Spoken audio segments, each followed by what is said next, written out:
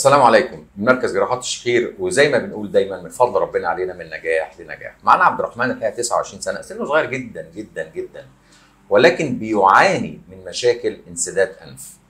لسه عاملين له حاجز انفي وشايلين له الدعامه، وعايزين نعرف منه بقى القصه اللي خلته يجي ويعمل عندنا عمليه الحاجز الانفي. ايه بقى القصه يا عبد الرحمن؟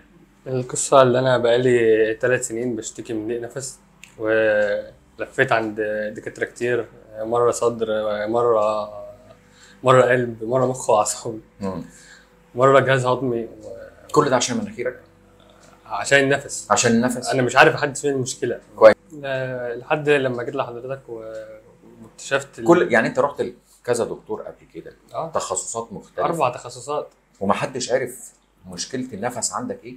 كله بيشخص من وجهة نظره هو. من الجزء بتاعه بالظبط. لا ده قولون عصبي، لا ده وخدت علاج في كل حاجة. صدر.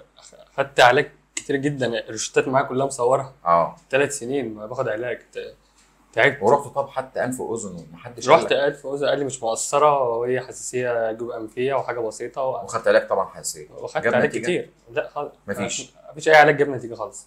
طب احنا عاملين عمليه بقى لنا 10 ايام ولسه شايلين الدعامه دلوقتي. النفس عامل ايه؟ فرق في نفس داخل وخارج. قبل كده ما كانش فيه؟ ما كانش في اي نفس خالص. انت كنت مخبوط على مناخيرك زمان؟ كانت مكسوره وانا صغير، كنت واقع عليها، بس ما كانتش مؤثره ما كانتش مؤثره وانت صغير.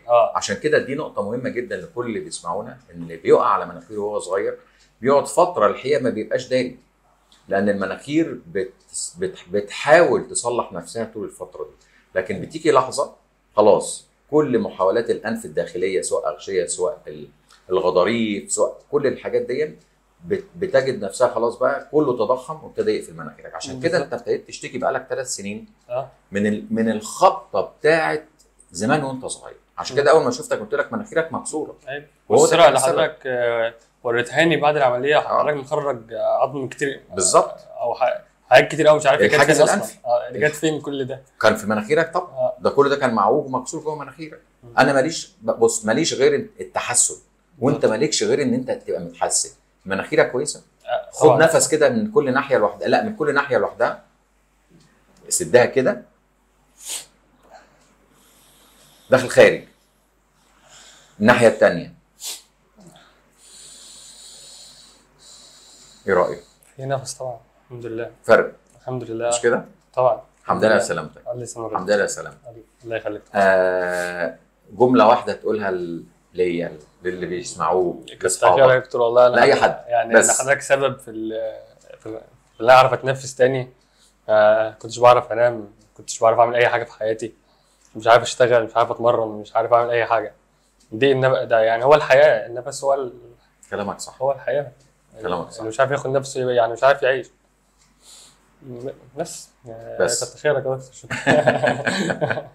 دكتور. انت خلوق جدا وبتتكسف جدا كده. لا مش بتكسف.